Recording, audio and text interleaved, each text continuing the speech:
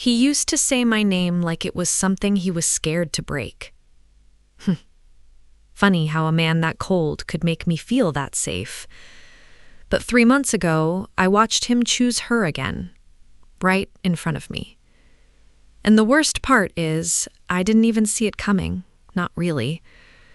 I keep replaying it, trying to find the moment I should have known. So stay with me till the end, because what he did after still doesn't feel real to me, even now. If you've ever loved someone who made you question your own worth, I think you're going to feel this one. I'm not telling you this story so you'll feel sorry for me. I'm telling you because I needed someone to hear it, and maybe you needed to hear it too. So let's just talk, like we always do. I met Callan on a Tuesday, which feels like such a small, stupid detail to remember, but I do. I was 2 years into my job at his company, some mid-level logistics role nobody really noticed, and he was the guy everyone whispered about in the break room. They called him the freezer. Not because he was cruel exactly, just closed. He didn't do small talk. He didn't do good mornings. He walked through the office like the air owed him something. And for the longest time, I was just another face he walked past. Then one night, I made a mistake. A real one, the kind that could have cost the company a contract. I stayed late trying to fix it myself, convinced I was about to lose my job over it. And instead of firing me, he stayed too. Just the two of us, at 11 at night, fixing spreadsheets in silence. At some point, he looked at me and said something I still hear sometimes, out of nowhere, in the middle of an ordinary day. He said, "You don't have to be perfect here. Just honest." That was it. That was the first time I forgot to be scared of him. After that, small things started happening. Coffee on my desk some mornings, exactly how I take it, which meant he'd noticed, which meant he'd been paying attention longer than I realized. A ride home one night in the rain, no big declaration, just him saying, "Get in, it's pouring," like it wasn't a big deal, even though it was the first time he'd ever offered me anything. He remembered things I mentioned once, in passing, weeks earlier. Nobody had made me feel seen like that in years, not even people who were supposed to. I fell for him slowly, and then all at once, the way these things always seem to happen. He wasn't warm the way people expect love to be warm. He was careful, deliberate, like he was translating something in himself before he let it out. And I loved that about him, because I understood it. I understood what it was to guard something so it wouldn't get taken from you. One night, maybe 2 months in, I was at his apartment and I opened a drawer looking for a charger, and I found a photo. A woman I didn't recognize. Younger version of him standing next to her, both of them laughing at something outside the frame. I didn't ask about it. I told myself it wasn't my business yet, that we hadn't earned that conversation. I put the photo back exactly where I found it and said nothing. I should have asked. I didn't. For a while, things were good, really good. Callan started opening up in pieces, the way people do when they're not used to being open at all. He told me about his father, a man who taught him that feeling things was the same as being weak. He told me he was scared of being too cold for anyone to stay. And one night, without any big build-up, he just looked at me and said, "I'm not going anywhere. I need you to know that." I believed him completely, not because it was some big romantic promise, but because it was so plain, so unpolished, that it felt more real than anything anyone had ever told me. Then, at a company dinner, someone mentioned a name, Celine. Said she was back in town, consulting for one of the firm's partners. And Callan's face changed, just for a second. This flicker I almost missed. Almost. I told myself it was nothing. People's faces just do that sometimes, right? A few days later, he told me directly. He said the past was over, that Celine meant nothing to him anymore, that I was the only woman he wanted. And I wanted to believe him so badly that I stopped asking questions I probably should have kept asking. But then a meeting got rescheduled last minute. He said it was just business. I happened to glance at his calendar over his shoulder and I saw her name on the invite. I didn't say anything. I told myself I trusted him. Wait, did I actually believe that? Or did I just need to? After that, it was little things piling up. Replies that came an hour later than they used to. Calls that got shorter. Him being in a meeting more and more, even at hours that didn't quite make sense.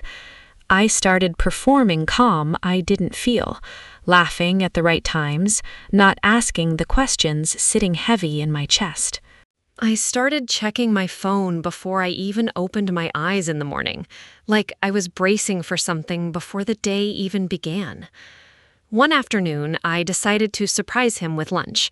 Walked into his office with 2 coffees and a stupid, excited feeling in my chest. And there she was, Celine, sitting across from him, laughing at something, completely comfortable, like she'd never left.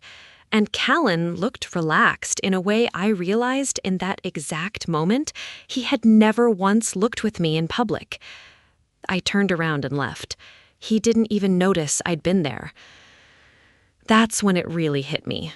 I wasn't losing him to a moment. I was losing him to a history I was never a part of. That night, I asked him, calmly, no yelling, no accusations. I just needed the truth.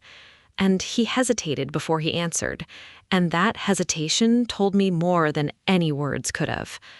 He admitted Celine had left him once, years ago, and he never really got closure from it, and her coming back had brought up things he thought were long settled. He said he still wanted me, but his voice didn't sound as sure as it used to, and I noticed. Of course I noticed. He asked for time. Just a little time to sort his head out, he said. And because I loved him, because I wanted to believe there was still a version of us worth waiting for, I agreed. I didn't know yet that a little time was the beginning of him leaving me quietly, one day at a time, without ever saying the words out loud. The days that followed felt like watching sand run out of an hourglass in slow motion. He was busy, always busy, and I kept functioning, kept showing up to work, kept walking past his office like everything was fine. I started keeping his old hoodie in my bag. I couldn't tell you why. I just wasn't ready to give it back yet. Then, one evening, walking past a restaurant near the office, I saw them, Callan and Celine, not hiding, not sneaking around corners, just there, together. Easy, like something that had simply resumed rather than something that had started over. No dramatic scene, no spilled drinks, no yelling. I just stood outside that window for 1 second too long before I made myself walk away. I used to think heartbreak was loud.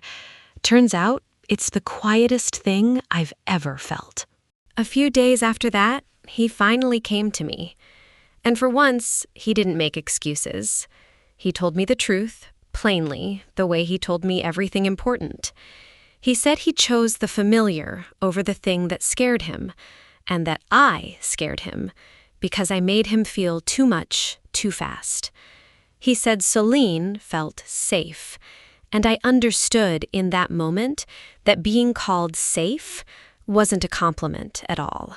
It was a reason he was choosing to stop trying. I asked him one last question. I asked, "Did you ever mean it? Any of it?" And he didn't answer right away. The silence answered for me. I didn't scream. I didn't beg him to change his mind. I went back to his apartment one final time and packed up the small pieces of myself I'd left scattered around his life. A charger, a book I never finished, that hoodie finally, folded and handed back. There's a strange physical release in putting down something you've been carrying too long, even when it still hurts to let go of it. The last thing I told him was quiet, steady, not angry at all. I said, I hope she gives you what you were too scared to ask me for. Weeks passed. I heard, secondhand, the way you always hear these things, that it didn't work out between them either. And here's the truth, because I promised you I'd be honest. I didn't feel triumphant. I didn't feel like karma had swooped in to hand me some big, satisfying ending. I just felt tired, because losing him was never really the thing that hurt the most. What hurt was realizing how much smaller I'd let myself become, just trying to fit into his hesitation. But slowly, in small, unglamorous ways, I started coming back to myself. I started sleeping through the night again. I laughed without checking if it was allowed. I applied for a promotion I'd talked myself out of applying for twice, back when I was too busy shrinking myself to take up space like that. I'm not going to sit here and tell you I never think about him. I do, sometimes, late at night when the apartment's too quiet. But I'm not waiting for him anymore. I'm not sitting by a phone hoping it lights up with his name. That version of me, the one who thought being chosen was the whole point, she's gone. And honestly, I don't miss her as much as I thought I would. I used to think being chosen was proof that I was worth loving. I don't believe that anymore. Some people won't choose you no matter how hard you love them, and that's not your worth speaking. That's just their fear. I chose myself, and that was enough. If this felt like your story too, you are not alone in it. I promise you that.